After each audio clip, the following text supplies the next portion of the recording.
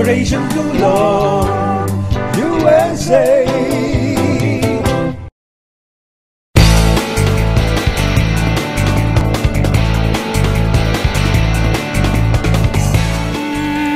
Maraming salamat mga ka-Pilipino at mga ka-OFW. Kumusta po kayo? Inaasahan ang ating presentation today na kayo po ay malayo sa anumang kapahamakan. At kung mayroon kayong karamdaman, lalong-lalo na yung mga nababasa ko ngayon dito sa Facebook na malakas yata ang desert storm sa Middle East. Kaya sila ay nagbabago ang klima at nagkakaroon yata ng flu. Kaya mag-ingat kayo. If possible ay uminom kayo ng vitamin C. Vitamin C 500 mg sa umaga, 500 mg sa gabi. Makakatulong yan sa inyong sipon. At ganun din, pinaabot ko ang aking personal na dalangin para sa ganun ay iigin na kayo sa inyong mga karamdaman kung may mga sakit man kayo. Ano? At kinukumusta ko ang lahat ng ating mga ka-OFW na nasa 72 bansa na sumusubaybay sa ating himpilang Utusan.tv. Ako'y nagpapasalamat sapagkat inyo pong patuloy na binibigyan ng inspirasyon ng ating himpilan na man din ay nakakaulayaw po ninyo na kahit na nasa malayo kayong mga lugar at nagsisilbi itong tulay ng komunikasyon ng ating unawaan, ng ating biruan, katuwaan, ng maibsan kahit na papano ang ating lungkot at pagod. At sa pagkakataong ito, mula dito sa aking kinaroroonan sa Los Angeles, California, United States of America, kayo po ipapasyal ko sa Middle East, na kung saan ay isa sa mga OFW ang ating kakausapin para alamin ang kanyang buhay-buhay, ang kanyang daigdig na kanyang kinaroroonan, o basta ganon ay magsilbing inspirasyon natin. Ano ho? Ang ating kakausapin ay itong sa Hula Hoop. Kung kayo ay sumusubaybay sa Hula Hoop group o fan page ng inyong lingkod sa Facebook, ito ay tumanggap ng Hall of Fame category, Hula Hoop Hall of Fame, dahil sa mahigit na 5 ang kanyang certificate of valedictorian. Valedictorian siya ng mahigit na 5. Kung gano'n umabot siya ng pang-6, so automatic na naging Hall of Fame. At ngayon, ay isang karangalan ng mga kausap ng inyong lingkod, wala iba kundi si Anisa Habalon Abangco. Alamin natin kung nasaan siya sa Middle East. Anisa, magandang hapon sa iyo dito sa Amerika at magandang gabi dyan sa Middle East. Hello? Hello po, magandang gabi din po sa inyo at magandang hapon pala. Hapon, gabi dito sa amin, kayo nyo po ay hapon. Hello po. Nasaan ka sa Middle East, Anisa? Ang aking pong kinaroroonan ay mismong nasa Riyadh, Saudi Arabia.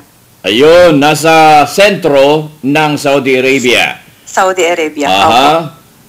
Nice kung bago tayo magtungo sa mga chismisan. Chismisan ka ako na dahil gusto kong pagkakumustahan tayo. Gusto ko munang batiin mo yung mga ka-Facebook mo at ang inyong mga mahal sa buhay. Go ahead, batiin mo muna. Okay po. Una-una po, binabati ko po ang yung mga anak na si Aldrin, si Abidin, at si Andre Ili. At ang aking mga kaibigan sa Facebook, sa loob at labas ng Hula Hoop. Naku, marami po sila. Hindi ko na po kayo babanggiting lahat, pero meron po mga importante sa kanila. Ang una-una ay si Jeannie Capino, si Glini Turaja, at si Juby, si Lo, si Wina, si Eleanor, si Gladys, at si Irene, at si Jean Amante, at si mga co-admins ko sa Tawanan, si Tito Dan, at si Edries Mendoza, si Jen Diluvio, si Jennifer, at si Jenner. Yun lang po. Magandang gabi sa inyong lahat. Wow! Ngayon, magbalik ako doon sa Pilipinas. Narinig ko na 3 ang bunga ng inyong bulungan sa madaling araw. 3 lang po. 3. Okay. Ilang taon yung panganay? Ang panganay ko po ay 18 years old at ang sumunod ay 16 at ang ay 14, ang pangatlo, ang bunso. Okay. Kapag ka ito ay nasagot mo na sunod-sunod, na hindi ka mag-iisip, Apo. ay meron kang libro na hula hoop. Anong birthday ng iyong panganay? November 22, 1994 po. Ang bunso? December 2, 1998. Ang panggitna? July 8, 1996. Ang birthday ng iyong kabulungan sa madaling araw? February 24, 1960. Ang birthday 9. ko? March 2 po. Hindi ko po alam ang date. Tama po ba? Isang libro.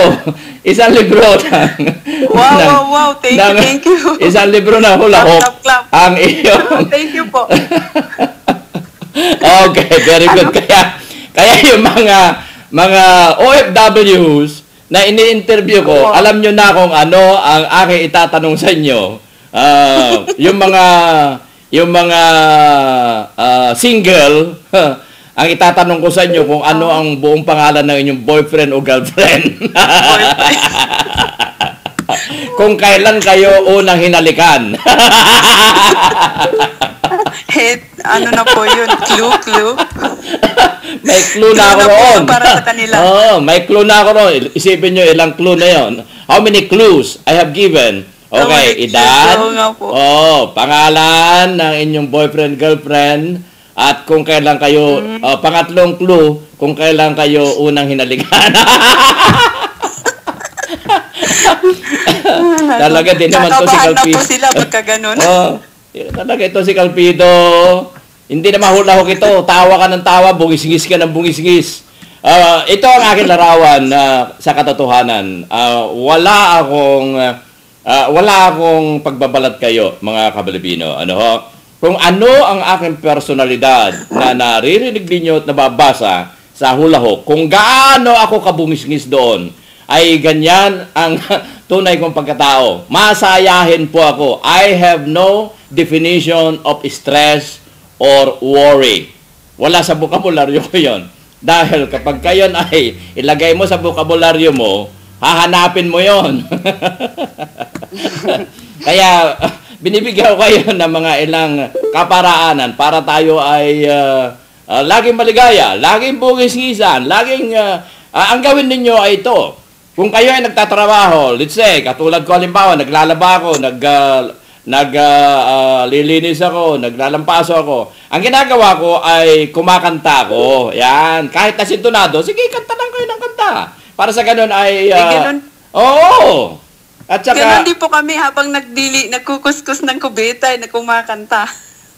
Ano ginagawa ninyo? Ay kumakanta po habang naglilinis. Ayun! Yan ang ibig ko sabihin. No. Dahil hindi nyo mararamdaman ang pagod kapag gano'n. Yun ang tinatawag na second emotion. Dahil kung nagtatrabaho ka, sige, kuskus ka ng kuskus ng kubeta, hindi ka kumakanta, ang iyong concentration ay yung nililinis mong kubeta, mapapagod ka kaagad noon. Ngayon, another way, ito. Kung kayo ay ayaw niyong kumanta dahil siyempre nahiya naman kayo siguro sa inyong employer at saka kalimutan niyo ng the word amo, palitan natin ng employer. Okay, dahil empleyado kayo eh. Okay, habang ikaw ay naglilinis ng pinggan at nahiya ka naman na kumanta na marinig ng iyong employer, dahil siyempre katulad ko kayo na hindi naman gaano siguro na magaling kumanta. Ang gawin ninyo ito. Habang kayo naglilinis, iniisip nyo ngayon yung poging mukha ng inyong asawa. Yan. Iisipin nyo yun. Yung mata niya nakakiti lagi. Isipin nyo yun. O kaya, isipin ninyo yung magandang larawan ng inyong mga anak. Para sa ganun ay hindi kayo nakaramdam ng pagod. Ganon. Huwag niyong isipin yung mukha ng kandidato na inyong ibinoto. Dahil makukonsumi kayo noon. O kaya, ang isipin ninyo, ay yung aking kapugihan. Yan! Yan ay mga clue ko lamang sa inyo. Oo. At huwag na huwag, yan, ito ang tinatawag na don't. Huwag na habang kayo naglilinis, hugas ang pinggan, naglo-laundry o ano, huwag na huwag niyong isipin yung mukha ng inyong kandidato na ibinoto. Dahil makukonsumi lamang kayo. Yan. Yun ang don't. Tama po yun. Okay.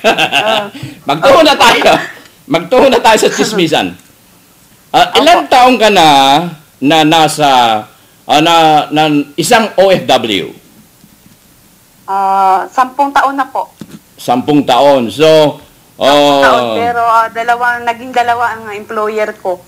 So, pangalawa na tong employer ko ngayon. 2003, no ikaw ay naging OFW. Unang umalis. Opo. Ang iyong pinuntahan kaagad ay diyan sa Riyadh o mayroon kang ibang bansa Middle East, pinuntahan? dito din po sa Riyadh. Mismong dito din po sa Riyadh. Oh, sa Riyadh Dito na. din ako. Oo. Opo. Ang unang kontrata mo ay natupad naman yung laman ng sinasabi ng iyong kontrata na let's say, sweldo mo $800. Natanggap mo ba yon? O, Hindi po. Wala pong natupad doon sa ano na yun, sa una pong yung unang wala pong nasunod. Ba, talaga din naman lahat halos ng akin na interview ay ganyan ang problema. Ano ba naman tong mga agency nito? Ano ang kanilang ipinangkalap sa inyo noong una? Bakit ka nakumbinsi o kaya nag-apply doon sa agency na yon? Ikwento mo nga sa akin kung paano ka napunta sa Riyadh or paano ka naging OFW? Hello? Hello? Hello po. Nawala po kayo. Hindi ko alam. Hello po. Narinig mo na ako? Bumalik na po ulit. Ayan na. Bumalik na. Hindi ko alam baka sa signal. Sa signal lang yon. Sa signal. Opo. Akala ko Narinig ko ano yung huling tanong nyo po. Ang huling tanong ko ay pakikwento mo nga ng bahagya. Yung kung paano ka nag-apply, kung paano ka naengganyo na magtrabaho sa labas ng bansa. Mayroon pong nag-aano sa akin nung una, talagang mayroon pong nag-aano kasi hindi siya sa sa mga agencies. Ganon. Lagi niya akong pag nakita ko niya, gusto mo mag-apply, samahan kita doon kasi kilala ko ganito, ganon. Nung una, parang hindi lang po, pero nung kasi alam mo na yung isang isang karaniwan ng trabaho ng mister mo. So naisip ko na rin na tumulong sa kanya. Kaya nag-apply ako, nag-proceed akong mag-apply. Kaya ayun, yun na nag-umpisa na talagang talagang porsigido na akong mag-apply. Para po sa mga anak ko at para makatulong sa pamilya. Simula nung ikaw ay umalis ng bansang Pilipinas 2003, ilang beses ka na nakauwi? Doon sa una kong kontrata, naka-6 na taon po ako doon, 2 beses lang ako nung nakauwi. Ito ngayong ikalawang kontrata mo? Ngayon pa yung pangalawang kontrata, 1 beses pa lang po last year. Nakauwi pa ako last year, balit nag-stay ako ng 3 years bago ako umuwi last year. So, ibig sabihin, sa loob ng 10 taon na OFW ka, ay 3 beses ka lamang nakauwi? Opo. Sa loob ng 3 beses na nakauwi ka, 7 taon na hindi ka nakauwi, ilang balde ng luha ang inyo? Hindi mo na po kung ilang balde. Kahit ngayon na malalaki na po mga anak, lagi pong lumuluha ilang balde na kaya.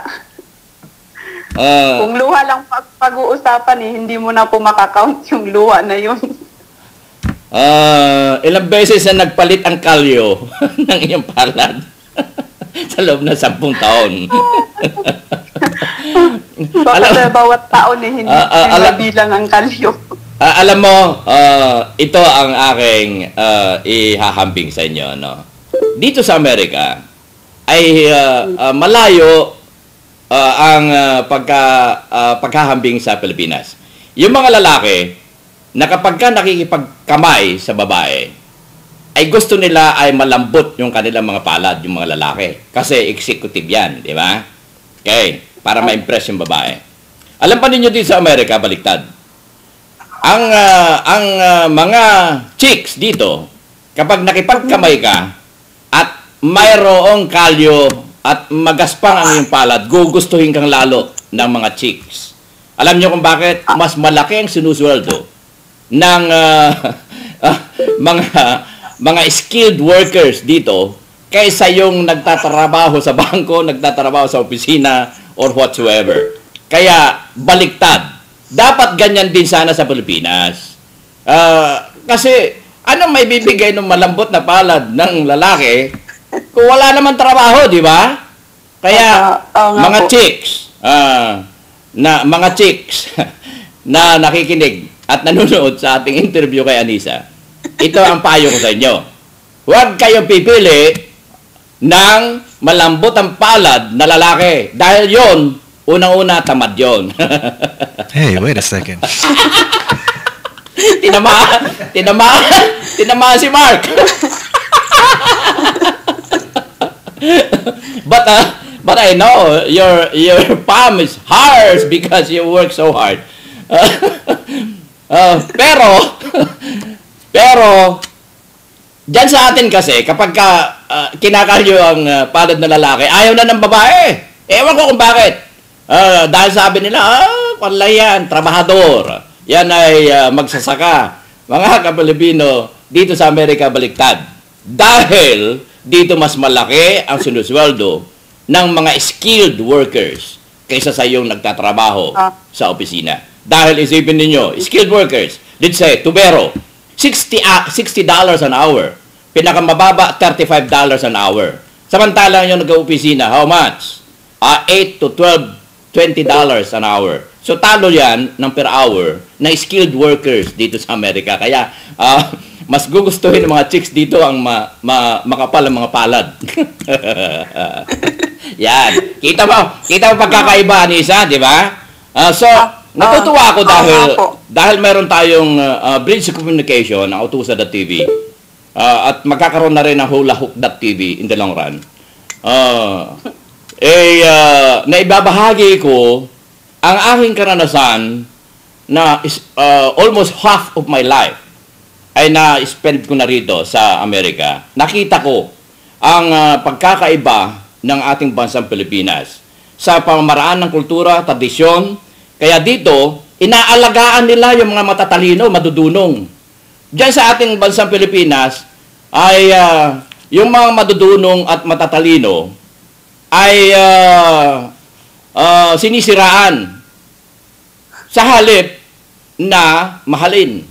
Kaya umaalis yung mga matatalino, madudunong sa ating bansang Pilipinas. Ang naiiwan, yung mga politiko. Nauwi na naman ako sa politiko. Bakit ba ako lagi nasasabit sa politiko?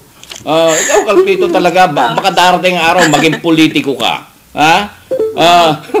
Kaya, yun ang isa sa bagay na nagagalak ako dahil I was blessed na nandito ako sa Amerika, hindi para magpayaman, kundi magpayabang, kundi dito ay pinag-aaralan ko ang kultura at tradisyon na pwede kong maibahagi ang informasyon sa ating bansang Pilipinas. Yan ang akin. Kaya meron nga itong Utusa.tv, magkakaroon na rin tayo ng hulahook.tv in the long run. Baka akala ninyo. Wow. Ang ibig ko sabihin ay walang ibang iniisip ang inyong lingkod. Sa tagal ko sa media, ay hindi ako tumitigil ng kaiisip ng kung paano ko mabigyan ng isang karampatang dapat na makapabahagi man lamang ako ng kahit kakapurit, kakonti, na may tutulong sa ating bansang Pilipinas.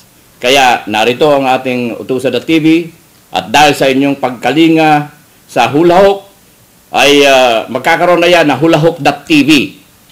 So, antabayanan po ninyo yan dahil magsisilbi ito na bridge of communication. Dahil una-una, 72 countries itong nanonood na sa atin. Isipin nyo yan, kulang ang utusan.tv para man din ay ipaabot natin ang dapat natin ipaabot na impormasyon sa inyong lahat, mga Kapilipino. Sapagkat yung mga politiko, wala na yan. Hanggang sa eleksyon lang yan. Mga Kapilipino, yan ang katotohanan.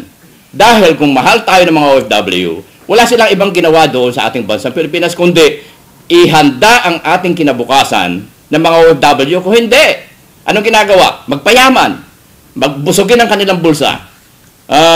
Kung totoo na may vision sila sa ating mga OFWs, mayroon silang batas na ginagawa doon sa Kongreso, doon sa Senado. Dapat gumagawa sila ng matibay na batas. Unang-una, hindi na yung batas na para sa ating direktamenteng OFW, kundi batas na kung paano paunlarin, palakasin ang industriya ng bansang Pilipinas. That is number one na kanilang i-concentrate. Industriya, sapagkat yan ang magbibigay ng trabaho sa atin para hindi na tayo i-export sa ibang bansa.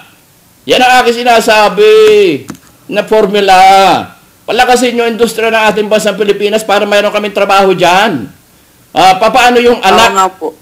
Yung anak ni Anisa, yung anak ni Tirpulana, yung anak ni Bonifacia. Kung hindi ninyo palakasin ang industriya ng ating bansang Pilipinas, OFW pa rin sila. Pagdating ng panahon, sapagkat mag-graduate yan. Engineer. Nasaan yung engineer? Wala naman siya mapasukan. Kita nyo si engineer kulit ko Eric David. Nasaan siya? Nasa Pilipinas ba? Hindi. Nasa Riyadh, nasa Saudi Arabia, nagtatrabaho, ina-apply yung kanyang pagiging engineer. Dahil wala naman siya mapasukan dyan eh. Anong ginagawa ng mga politiko?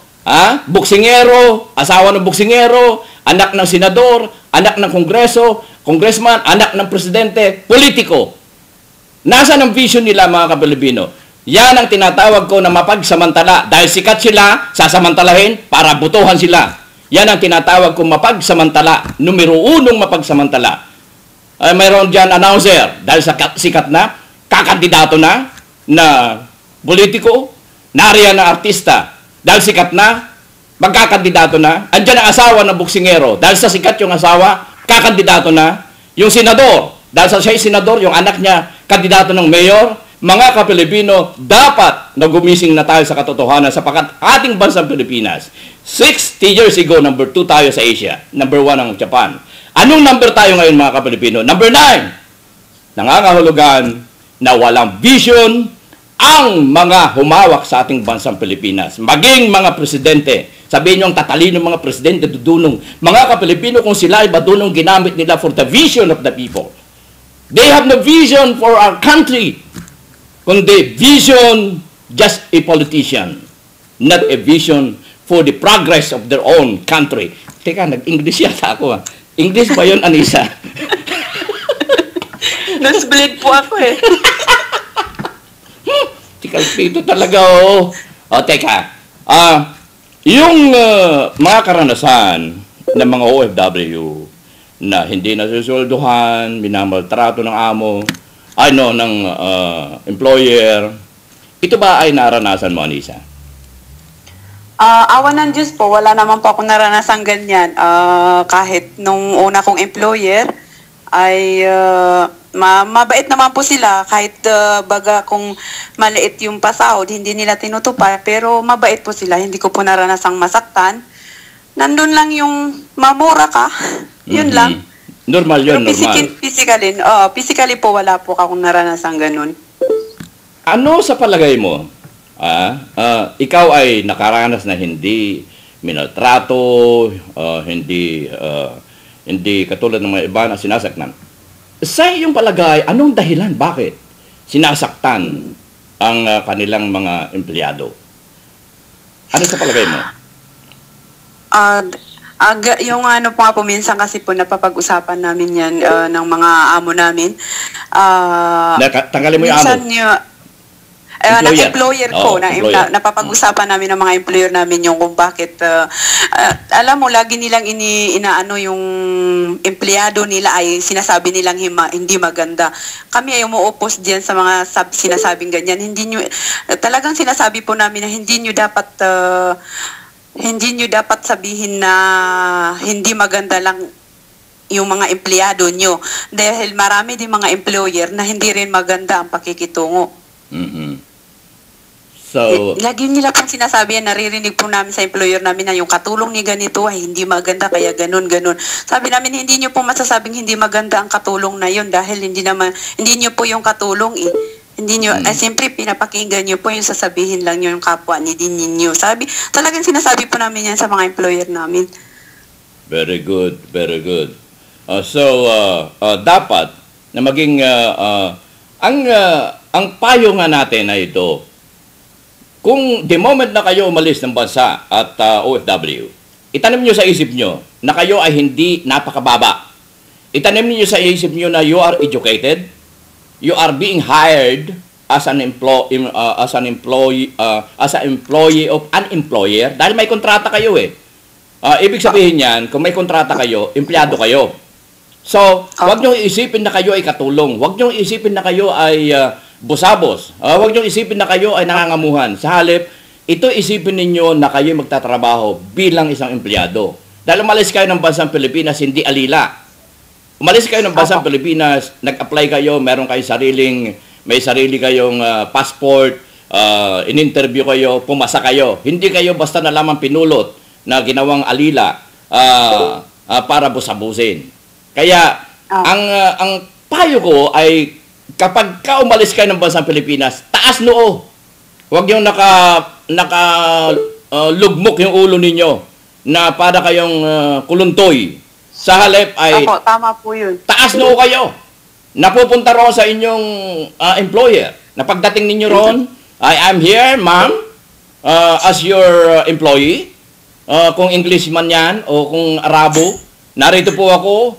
At base sa ating kontrata ay empleyado ninyo ako. At ako ay nakahanda na manungkulan sa inyo. At bilang employer, gagalangin ko kayo. At bilang empleyado, meron din siguro akong karapatan para galangin ninyo. So, yan. Taas noo kayo. Hindi yung lulugo-lugo. At kung kayo ay fake, ang inyong mga passport, palagay ko, yan ang mangyayari, lulugo-lugo ka ron dahil may itinatago ka eh. Di ba? Oo nga po. Ang karamihan pong ganyan mga fake ang passport, mayroon din po talaga hanggang ngayon gumagamit na hindi sa kanila. Ang mga isa pong kaibigan ko ay ganyan po ang nangyari, hindi sa kanyang gamit niya. Isipin nyo yan. Pero, bakit ginagawa iyan, mga Kapilipino? Isa na naman pupuntahan. Bakit gumagawa ang isang mamamayang Pilipino na kahit na alam niya na iyan ay hindi karapat-dapat, mga Kapilipino, yan ay ginagawa niya dahil wala naman siya mapasokang trabaho. Yung pamilya niya halos wala na makain. Yung pamilya niya halos wala na may pambayad sa matrikula. Yung kanyang pamilya ay halos wala nang matunguhang kinabukasan. Kaya kahit na kung saan-saan man lamang ay kumakagat na. Ito namang mapagsamantala. Yan, matungo na naman tayo sa mapagsamantala. Yun naman mga mapagsamantala, mga ahensya na yan, na ewan ko kung ano ang kanilang kaluluwa na puro pera ang iniisip, dapat naman maging professional kayo. Hindi yung mandarambong, mandurukot. Kayo ay nilalapitan para kayo ang maging hagdan para magtungo sa ibang bansa. Hindi kayo nilalapitan para pagsamantalahan nyo lumapit sa inyo. Yan. Kaya, ang bihira mga ito, dapat ang kinuha kong pangkukulam, yung pangkukulam na mabisa eh. Meron pa po bang ganun? Hindi. Magtanong ba naman? Gusto niyo mangkulam eh. Alam mo ba kung ano ibig sabihin ng mangkukulam? Yung aking ulam ay nandoon sa mangkok. Kaya mangkok-kulam. Clue na yan pag naibigay ng question na yan. Ay, nako, talaga din naman. Okay, magtungo tayo ngayon sa, iyon naman karanasan sa Facebook. Kailan ka napunta sa Facebook? Last year lang po, hindi bago lang po ako dito sa Facebook, kaya wala po akong masyadong nag-umpisa ako nung last year din po, January. Ganyan. So, 2012. 2012 ay nag-sign in ako dito sa Facebook. So, isang taon pa lang po mahigit. Alam mo na, nagagalak ako sa inyo dahil ang bihasa ninyong gumamit ng cellphone. Isipin ninyo nakakagawa kayo ng mga istorya dyan sa cellphone ninyo pagkatapos na i-forward ninyo sa Facebook. Samantalang ako, sinusubukan ko, kaya nakita nyo kung minsan, ginagamit ko cellphone, balibaliktad yung mga spelling. Walang sa, walang nang, walang ang, nakakalimutan ko dahil yung pagdudut dyan sa cellphone. Kaya bilib ako talaga sa inyo. Lalo-lalo na yung mga manunulat. Yung si Jovelyn Bayobay Revilla. Sumusulat yun sa cellphone lang. Yan si Joe Ledesma.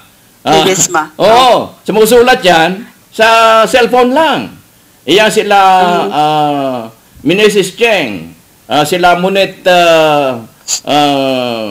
yung aking mga admin sa alam niyo ikaw yung mga naghuhulahok ang pipilis po cellphone lang po ang mga gamit namin. Oo, alam ko mga cellphone lahat ang gamit niyo kaya nagagalak ako dahil nagkakausap-usap tayo ako ang gamit ko rito high-tech pero natatakpan ninyo ako sa bilis ninyo napag-iiwanan ako kaya nagagalak ako.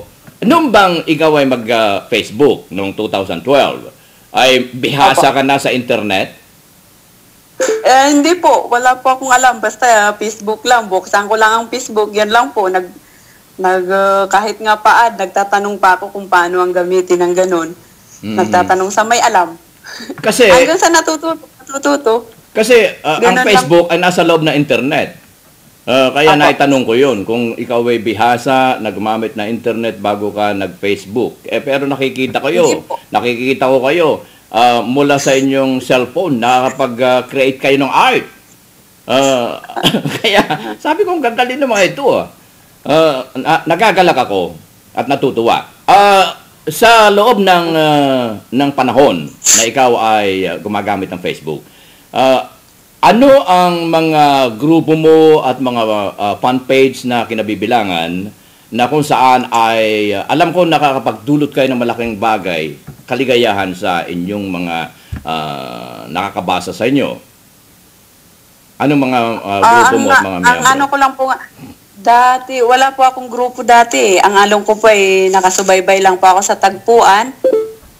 Ni Admin Cheng, yun lang po. At nung pumasok po ako dito sa Hulahok, at ngayon po ay isa kong admin sa Tawanan Tube Channel na gawa ni Tito Dan. Oo, dati-rati kukwentuhan kami niyan.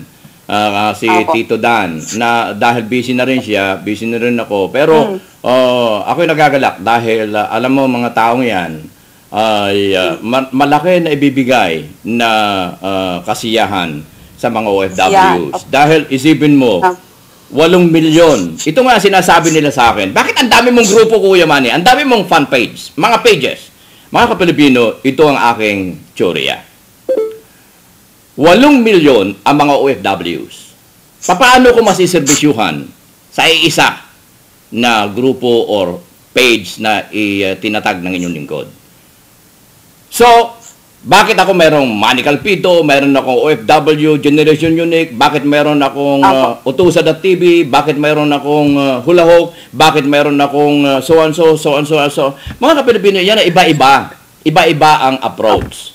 Merong public service. Ang Utusa.tv, doon kayo pwede mag-advertise, mag-public service. Ang Hulahok, pwede kayong magbigay ng jokes. Ang Manny Calpito, tinatanggap ko lahat, kahit ano. Huwag lamang yung nakakuan. Ayaw ko yung nakakuan. Nakakuan. Binubura ko yun. Oo. Binubura ko kaagad yung mga nakakuan. Ha?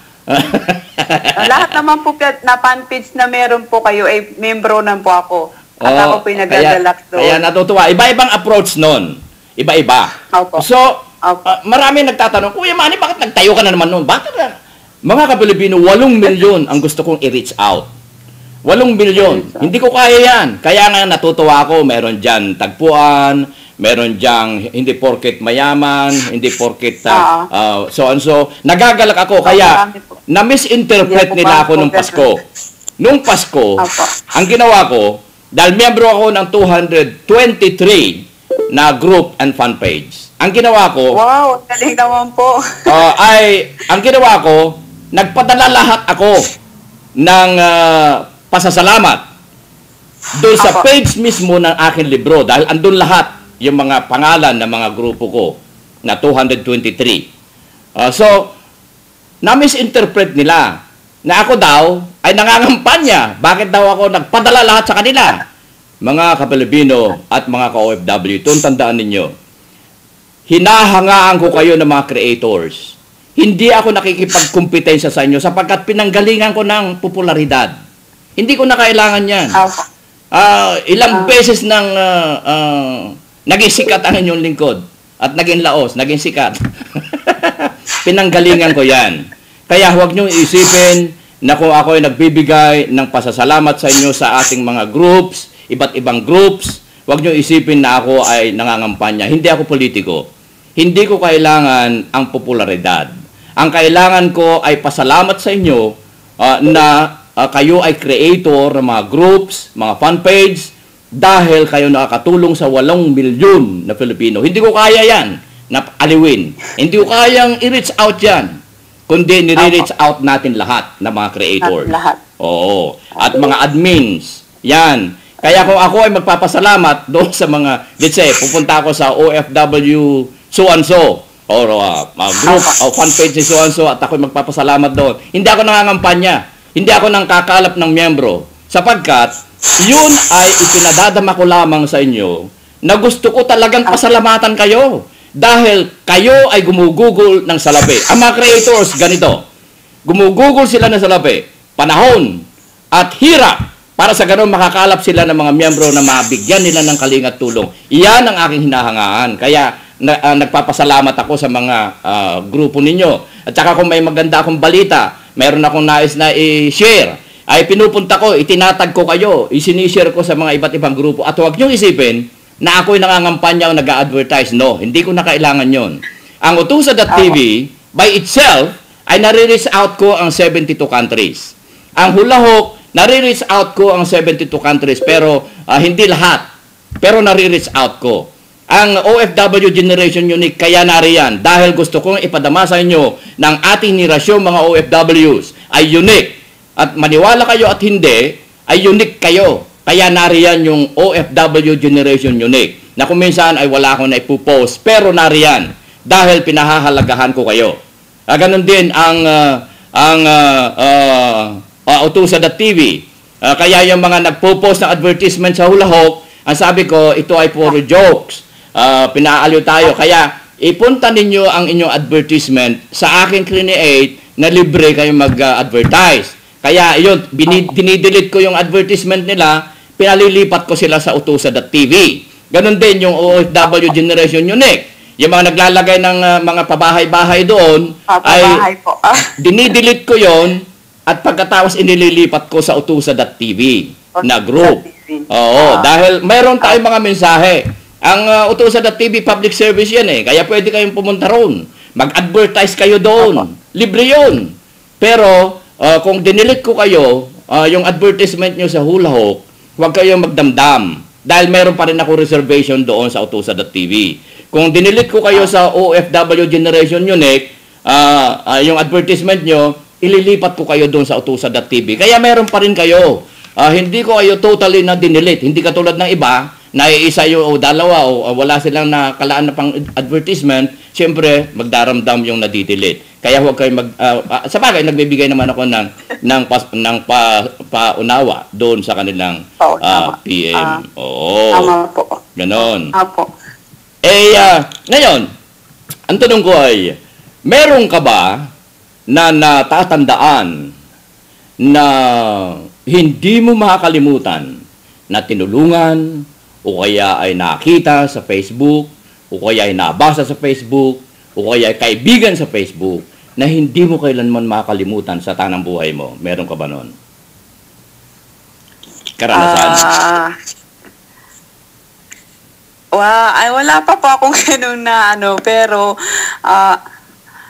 mayroon pa akong isang kaibigan na talagang pong mabait siya sa akin. Lahat-lahat po yun ay lahat ng mga kumbaga kaibigan, parang kapatid ko na ganun po. Pero yung natulungan gusto ko man tumulong, wala naman po nanghihinging tulong sa akin. Oho. Alam mo, tulong ng malaki. Tulong. Yung inyong ginagawa na pagpapatawa sa Facebook. Yan ay sinasaluduhan ko na. Dahil hindi lamang sa material pwede tayong tumulong sa kapwa. Lalo-lalo na ngayon, magkakalayo tayo ng mga OFWs at saka iniiwasan ko talaga ang banghingi ng pera para itulong. Dahil first of all, ugali na natin mga Pilipino yan. Kapag manghingi ka kahit na isang pera, iwasan ninyo ito. Ito ang aking payo. Iwasan ninyo ang magproyekto sa Facebook na manghihingi ng pera. Iwasan ninyo yan. Dahil magkakaroon na implikasyon in the long run. Ako'y matagal na sa public service. 48 years na ako, walang ibang ginawa kundi tumulong. At nakita ko, kapag nanghingi ka ng pera, mga Kapilipino, mayroong implikasyon. Yung 100 na nagbigay ng pera, mayroong implikasyon niya na 10 na negative. Kaya huwag kayong manghihingi ng pera. Never na manghingi kayo ng pera dito sa Facebook. At, itong payo ko, huwag kayong mangungutang dito sa Facebook. Huwag kayong mangungutang. Sapagkat, may paniniwala ako na if you want to lose a friend, utangan mo. Kung gusto mo na mawala ang kaibigan mo, huwag mong pautangan. Utangan. Dahil yung kaibigan mong yon, kapag pinautangan mo, kapag hindi nakabayad, magtatago sa iyo yon. So, nawala yung kaibigan mo. Kaya yun ang aking payo sa inyo. Huwag manghingi ng pera sa Facebook, huwag magpautang ng pera sa Facebook, at huwag kayong paluloko sa Facebook. Huwag kayong tama po. Huwag kayong pakasal sa Facebook. Ang pakasal po. Mag-iibigan po, wala din po. Hindi, okay lang mag-ibigan. Dahil mag-iibigan? Okay lang mag-ibigan, pero huwag kayong pakasal sa Facebook. Kung inibig mo siya, huwag mo siyang pakasalan sa Facebook. Pakasalan mo siya sa pag nakita kayo. Kaya hanggat sa Facebook, dahil mayroong nga diyang Facebook, iniibig mo na siya, ang pangalan niya, si Telpolano Tamparurong. Yung pala, ang pangalan niya ay si Segundo Lukuluko. Ang pinakasalan mo ay yung nasa hangin na pangalan. Kaya, alam marami magagalit sa akin dito ngayon. Dahil binubulgar ko yung mga... Marami tatamaan po. Walang masama sa mag-ibigan dahil kaligayahan natin yan eh.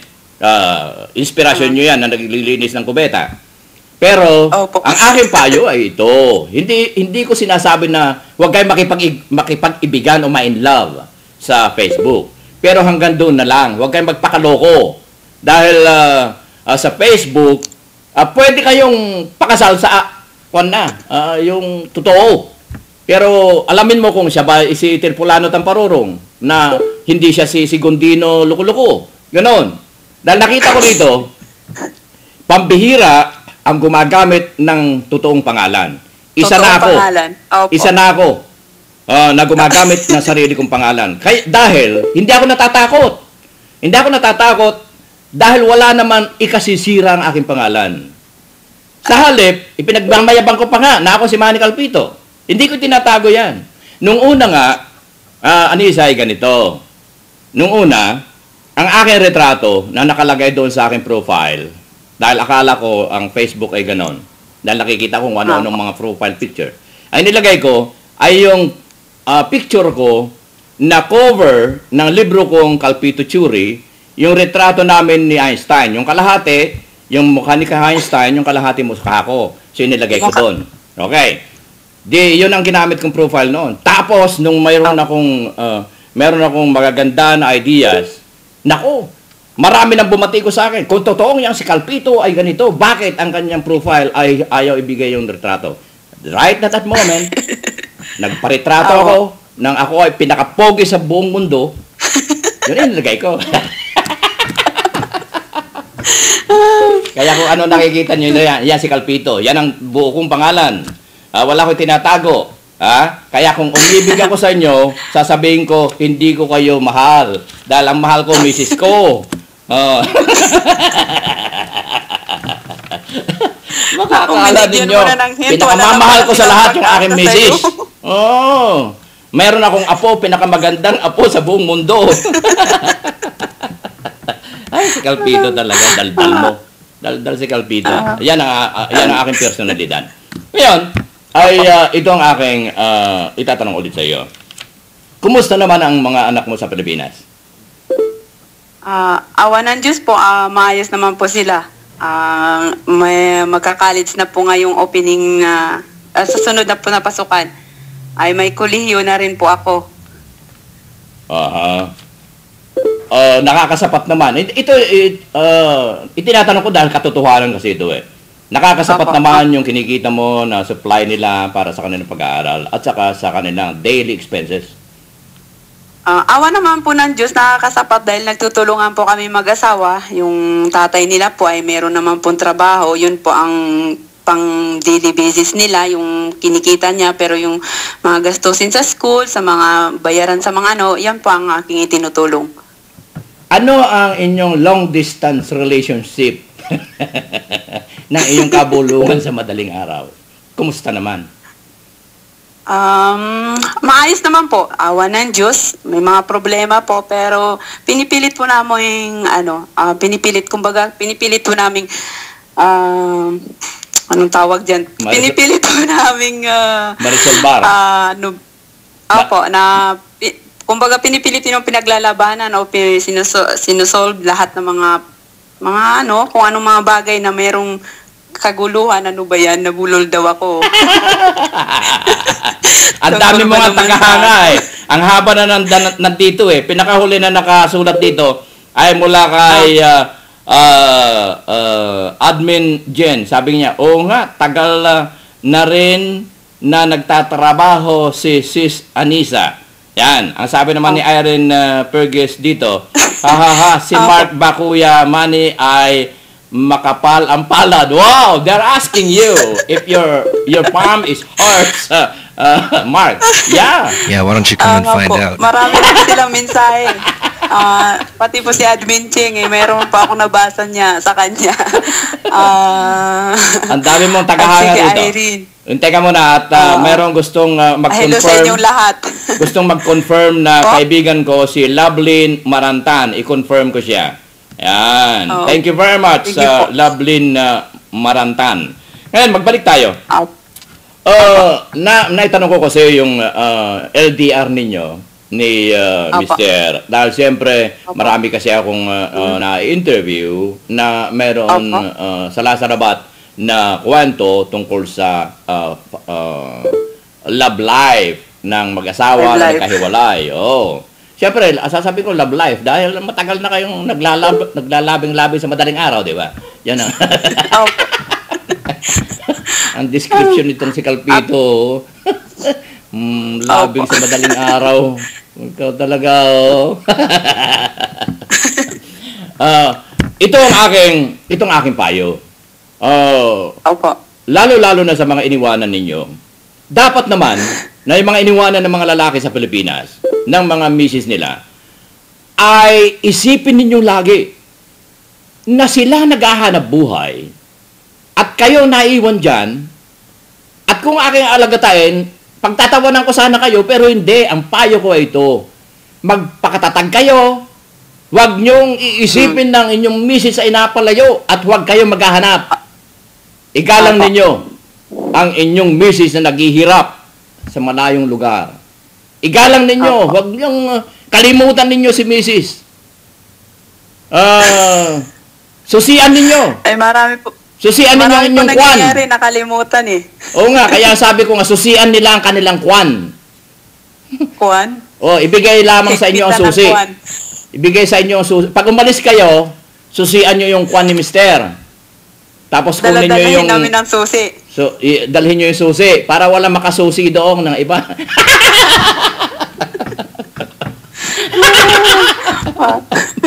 Alpito. Ano po yun? Ay kung 4 na taon ka hindi po mauwi, 4 na taon pong nakasusi. Din yun. Oo, ganon. Bilang paggalang sa inyo dahil nakikita ko, ang umaalis sa bansang Pilipinas na naghahanap buhay ay 85%, more than 85% mga misis, mga babae, ang umaalis ng bansang Pilipinas. Naiiwan ang lalaki. Di ba kayo nahihiya niyan? Mga kalalakihan, ito ay panggising sa inyo ni Calpito.